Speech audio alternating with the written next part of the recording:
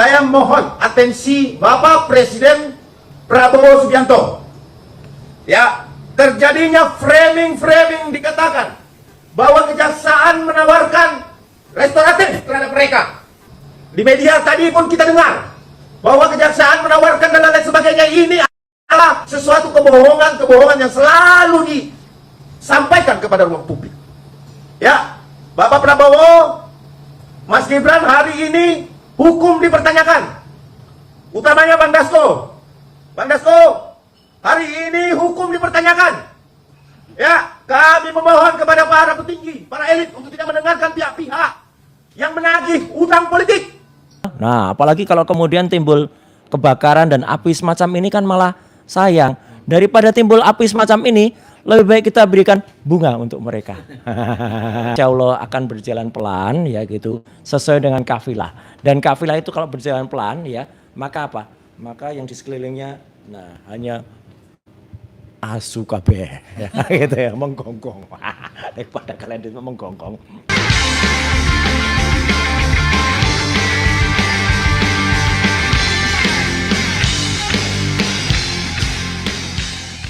Ya, Assalamualaikum warahmatullahi wabarakatuh. Ya, selamat malam menjelang dini hari ini ya teman-teman semua. Jadi benar apa yang dikatakan Mas Refli tadi. Alhamdulillah, meskipun kondisinya mungkin belum sepenuhnya fit ya gitu. Jadi kalau teman-teman jangan kaget kalau saya sudah ada tampil di salah satu podcast ya yang sudah mulai tayang ya di Madilog misalnya, atau kemudian di podcast yang lain besok mulai juga udah tayang. Saya meskipun tidak bisa menyembunyikan ya, kalau saya memang orangnya gampang senyum gitu, gampang ketawa. Jadi nggak mungkin ada orang bilang tuh Roy Suryo tuh kok sakit kok ketawa. Loh, emang orang sakit nggak boleh ketawa ya gitu. Ketawa dan semangat itu harus tetap ada ya. Ketawa itu sehat. Jadi apalagi kalau ada itu rumusnya. Senyum itu adalah ibadah. Nah, senyum itu adalah ibadah, dan kemudian kita lebih sehat lagi kalau kita masih bisa menertawai diri sendiri. Apalagi menertawai yang kemarin sudah bisa ketawa kemudian senyum kecut. Nah, itu menertawai yang. Ada yang marah-marah loh Mas Roy kemarin. Ada marah-marah mau bakar mana lagi. Mau cat. Kurang tampar apa? Iya, gitu. Yalah, oke. Jadi alhamdulillah itu salah satu cara kalau dari kita misalnya untuk bisa menyemangati. Dan intinya gini, Mas. Kalau kemudian kemarin banyak komen ya, baik Pak Ugro juga sudah menyampaikan, Gus Nur terima kasih sudah menyampaikan. Jadi suasana hari Jumat itu, Jumat pagi itu memang benar-benar suasana yang kalau teman-teman mau lihat filmnya, itu filmnya sudah beredar semenjak tahun 83 yang lalu. Yaitu pengkhianatan G30 SPKI. Nah, situasinya kayak gitu. Jadi di mana ada orang diambil dari rumahnya, kemudian merangsek sampai ke kamar ya. Merangsek Sampai ke kamar tidur. Ya, untung itu private ya, itu iya, private. Betul. Dan Private. dan nanti ya pada saatnya Nanti kita buka. akan ada ya. Jadi benar-benar kelihatan tempat tidurnya. Ya. Kita Mas Roy, apa yang kita bicarakan ini sudah kita lihat bukti-bukti videonya juga. Ini bukan hoax, tapi akan ada tempat di mana semua bukti-bukti itu akan dibuka secara sah dan patut secara hukum. Nah, jadi singkat kata memang hari itu Jumat pagi itu saya memang baru saja malamnya baru saya pulang ya dengan rombongan yang sama sebenarnya ya gitu, kecuali Mas Gafur waktu itu nggak ikut ya, dari Bandung. Dan kemudian itu juga penting ya, Bandung itu jangan dikait-kaitkan dengan kemudian itu ada acara untuk melakukan pemberontakan atau protes. Gak ada sama sekali. Tokoh yang disebut-sebut itu juga nggak datang di Bandung ya gitu. Jadi jangan kemudian melemparkan hoax bahwa kita mengadakan suatu pergerakan sesuatu ya di Bandung, enggak. Jadi saya pulang sampai rumah kira-kira jam 2 dini hari, kemudian tertidur di kursi, kemudian terbangun lagi ketika azan subuh, dan kemudian sholat. Nah, makanya saya pakai baju itu baju untuk sholat juga gitu ya. Jadi ada baju merah marun itu lengan pendek itu, kemudian pakai celana jeans tapi jeans santai, jeans di rumah. Dan tiba-tiba jam 7 pagi itu rame gitu, gludak bel pintu berbunyi. Ternyata saya lihat di CCTV banyak orang. Saya pikir orang antar paket gitu ya Mas Refli, tapi ternyata tiba-tiba iya mau ambil paket gitu, paketnya paket berwujud manusia gitu. Saya maksudnya pemburu atau pengejar atau apalah gitu. Karena nggak pakai dikejar. Dan saya sempat masuk ke kamar mandi sebentar ya gitu untuk maunya untuk cuci muka, tapi saya kaget karena saya melihat suara istri saya teriak gitu. Nah, ketika teriak saya kemudian lari keluar masuk ke kamar tidur dan ternyata di situ orang-orang itu sudah masuk kamar tidur. Jadi sekali lagi orang-orang itu sudah masuk kamar tidur. Kemudian saya mengenal, meskipun mereka pakai masker loh ya, mereka semuanya pakai masker. Jadi terus terang, saya kalau tidak mengenal itu, Berarti masih era COVID dong Mas Roy. itulah. Terus terang kalau saya tidak mengenali salah satu suara itu adalah seorang yang perwira kepolisian, ya gitu, inisial R. Saya mungkin sudah akan marah, mungkin saya nggak bisa membedakan lagi. Terus terang ini, saya nggak bisa membedakan lagi antara perampok dengan petugas kepolisian, karena mereka menggunakan tutup kepala. Ya, hanya kemudian mereka menunjukkan identitasnya. Tapi ya siapa tahu kalau identitas itu hanya cetakan pasar pramuka gimana? Ya kan bisa aja identitasnya palsu. Kayak ada seseorang termul yang pakai identitas Tapi sebenarnya gini Mas Roy. apokat palsu itu juga ada itu identitasnya. Ini menarik Mas Roy. Ya, Biar gamblang ya. Saya Ya. bertanya nih biar gamblang. Kalau penangkapan secara resmi, Ya, penangkapan itu kan patut, perintah undang-undang ya juga harus ya. menggunakan Ya, oke. sarana yang patut dan layak kan? Yang dibawa itu satu surat perintah penangkapan. Ya. Kedua surat tugas. Ya, surat perintah penangkapan, surat Ya, tugas. ya. Dan ketiga surat izin masuk ke rumah orang yang kita sebut Itu surat ada. penggeledahan. Ya, Oke. ya. Begitu mereka masuk, mereka ke pintu kan? Ya. Assalamualaikum. Ya. Nih yang punya rumah siapa? Ya. Izin. Ya. Kami dari aparat sekian. Ya. Sudah membawa surat perintah kepada Ya. Bapak. Ya. Ini surat perintahnya. Ya. Ini surat tugas kami. Ya. Kemudian ini identitas kami. Ya. Hari ini Ya. kami mau membawa Bapak misalnya Ya. ini Ya. ya, Ya. ini kita bicara negara hukum soalnya ya. Iya. Kami mau membawa Bapak ke Polda. Mohon Bapak siap-siap izin, siapkan pakaian yang Nah. layak bisa Bapak pakai. Kemudian Ya. kalau Bapak mau minum teh, silakan dulu minum Ya. teh, ya kan. Nanti Kamar kemudian setelah kecil, ya kan? mau kamar kecil, mau ganti baju, monggo silakan, mau cuci muka, mau beres-beres, Ya. monggo silakan. Kemudian kalau sudah bahkan kalau di Amerika Mas Roy, ini di Amerika nih, Ya, negara ya, yang sangat demokratis dalam penegakan hukum. Itu mereka harus mengizinkan Ya. seseorang yang mau ditangkap itu silakan hubungi dulu lawyernya. Ya. Kalau lawyernya belum bisa datang hari ini, Ya. kemudian nanti kami tunggu di kantor. Nah. Baru setelah ada kesepakatan itu, Nah, baru secara itikat baik kedua belah pihak, kecuali ada perlawanan. Ya. Kalau ada perlawanan yang membahayakan keselamatan petugas, Mereka boleh pasti tindak. melakukan Ya. upaya paksa. Ya. Misalnya melumpuhkan, Ya. ya. Tapi kalau ada ancaman, Ya. makanya kalau tidak ada ancaman, apalagi yang bersangkutan mau dijemput itu punya itikat baik, monggo Bapak kita sama-sama naik ke mobil, kemudian kami ke Ya. kantor. Itu yang kita bayangkan seperti itu Ya. sebagai negara demokrasi dan Betul. negara hukum. Betul. Pertanyaan saya, apakah terjadi nggak seperti itu, Mas Roy? Tidak ada. Yang saya tahu mungkin mereka memang sebelum masuk itu menunjukkan diri identitas kepada pembantu saya. Tapi pembantu saya itu ketakutan dan mengatakan polisi gitu aja. Jadi saya kira mereka tidak sehalus tadi. Dan satu yang paling penting, tidak ada izin RT RW.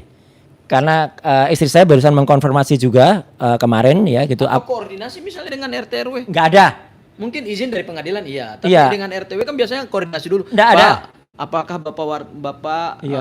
warga Bapak atas nama sekian, Ya. mohon kami didampingi Iya. untuk karena gini Mas Roy, Nah, ini jujur ya. Harus benar itu kan alamatnya. Di kompleks saya Iya, iya. pernah ada juga petugas kepolisian mau mendatangi seseorang. Banyak sekali petugas kepolisian. Orang ini mau diburu Ya, gitu ya, ya. ya. Tapi di Dicek daerah rumah dulu. saya itu Ya. ada ketua RT. Oke. Mereka koordinasi dengan ketua RT. Nggak ada. Dan mereka datang tuh baik-baik gitu. Nggak ada. Pintu baik-baik. Saya bisa pastikan ya, ini insya Allah ini tidak bohong dan tidak kemudian menjatuhkan institusi kepolisian. Saya bisa pastikan mereka tidak kemudian melalui RT RW tempat.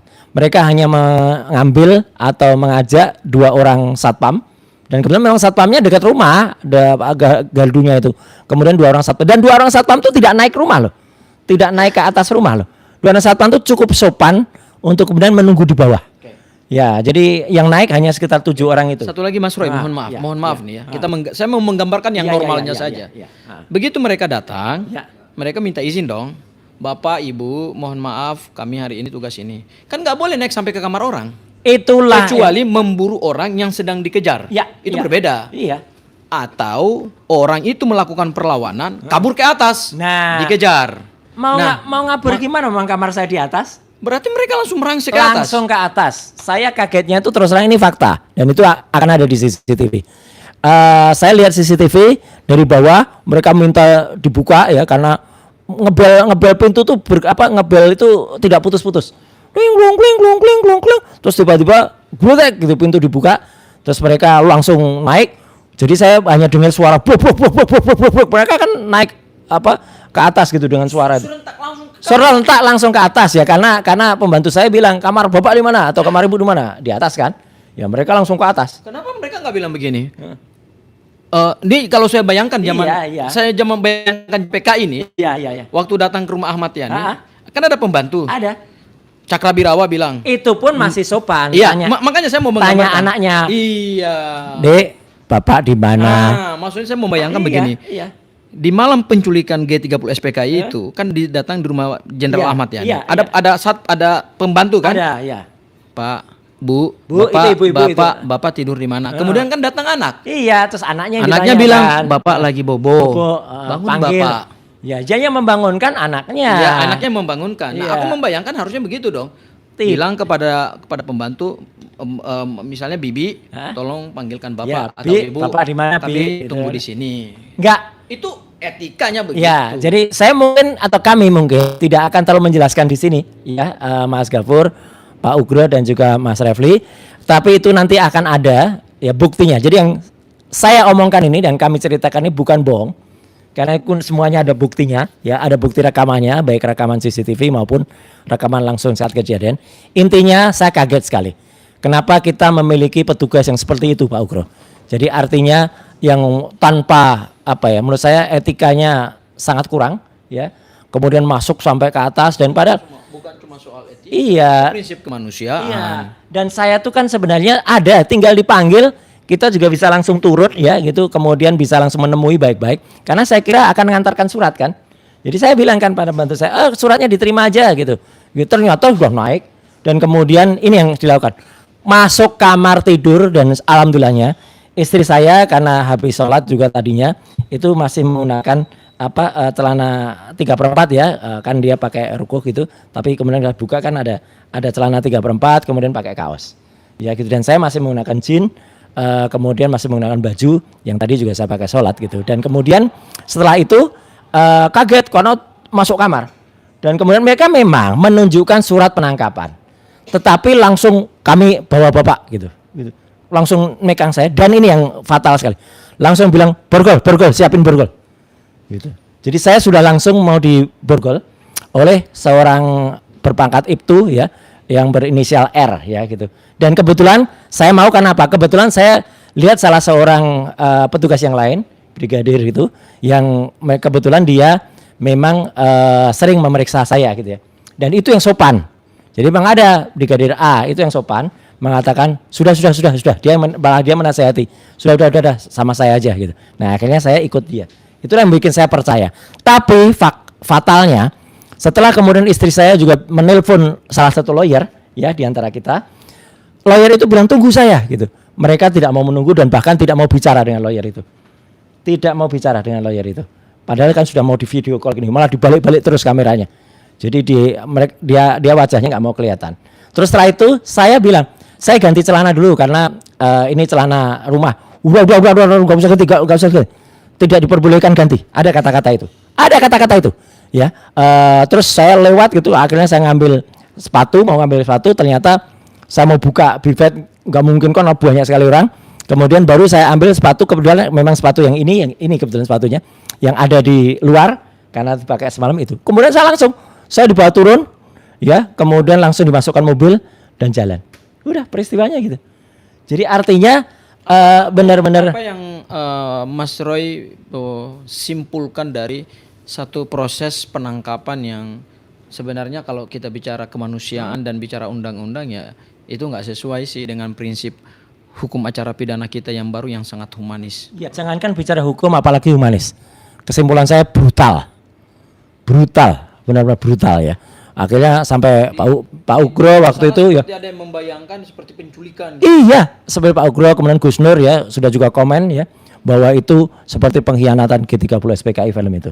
Dan nanti bisa dibuktikan kalau film kita asli ya, film asli itu nanti sudah tertayang ya gitu. Meskipun tentu tidak hari-hari ini karena film itu akan dipergunakan untuk satu proses tertentu. Itu sudah tayang, teman-teman bisa membayangkan ya baik di channel RH, Roy Suryo Official, Abdul Ghafur Sangaji Official, Langkah Update dan juga tentu Ugro Senatri Brata yang merekam acara ini, itu akan bisa membuktikan peristiwa yang terjadi. Singkat kata, ya saya dibawa pergi, ya hanya menggunakan pakaian melekat, tidak boleh minum, tidak boleh apalagi makan, ya gitu. Kemudian hanya menggunakan pakaian melekat, kemudian jalan, dan ya alhamdulillahnya saya tahu lah 2 orang minimal, Ibtu R itu dan Brigadir A itu yang membawa itu. Kalau enggak kan saya nggak mau, ya gitu. Karena saya mengenal, meskipun pakai masker ya, saya kenal. Kemudian saya dibawa ke Polda Metro Jaya di Kamnek Kamnek 5 ya, jadi di Reskrim Kamnek 5, dan kira-kira 1 jam kemudian datanglah Mas Rafli Harun, kemudian juga Mas Gafur, kemudian kita cerita soal itu. Dan makanya saya kemudian tidak mau menandatangani surat penangkapan dan surat penahanan, karena saya merasa saya tidak ditangkap dengan patut dan layak, dan saya tidak ditahan dengan benar. Karena apa? Terus terang, ini ada yang lupa saya ceritakan, Bapak-bapak semuanya. Saya tuh hari-hari itu tuh sebenarnya menunggu-nunggu. Benar, dalam hati kecil saya menunggu. Karena apa? Kita kan sudah mengenal sebelum ini, kita bicara tentang P21 yang tanggal 2 Juni. Yang konon itu sudah diceritakan oleh Dirkrim tanggal 2 Juni. Tapi saya hitung kan 2 Juni, setelah tanggal 16 Juni, itu kok nggak ada surat gitu. Padahal kan harusnya H+14 itu harus ada. Mulai dari Senin, Selasa libur, Rabu, kemudian juga Kamis nggak ada surat. Jumat itu ketika datang, saya pikir oh ini surat, kemungkinan untuk panggilan hari Jumatnya kan itu, untuk panggilan hari Senin. Bayangan saya begitu. Tidak kemudian tiba-tiba tanpa sesuatu yang patut dan layak tiba-tiba saya diambil. Nah, jadi intinya begitu yang saya ceritakan.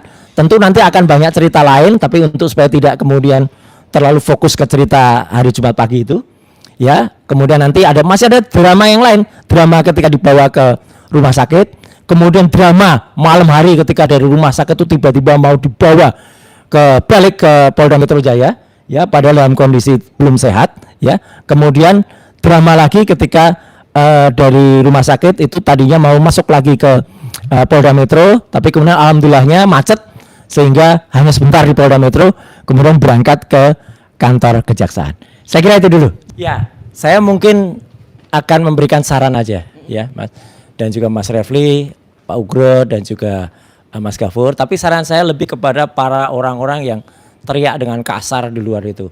Ya kalau copot ini, copot Kajari, copot Aspidum. Sekarang udah Jaksa Agung yang suruh nyopot. Kemarin masih kepala kejaksaan. Iya, Kejari. Aspidum. Betul, dan ada orang yang terlalu bakar gitu kan. Bakar Kejari gitu kan. Nah, bakar Kajati. Kok bakar sih? Sebenarnya ada yang bisa dilakukan daripada kalian membakar. Nah, ini saya juga bisa contohkan nih. Kalau kita membakar seperti ini kan bisa mengakibatkan kerugian lah.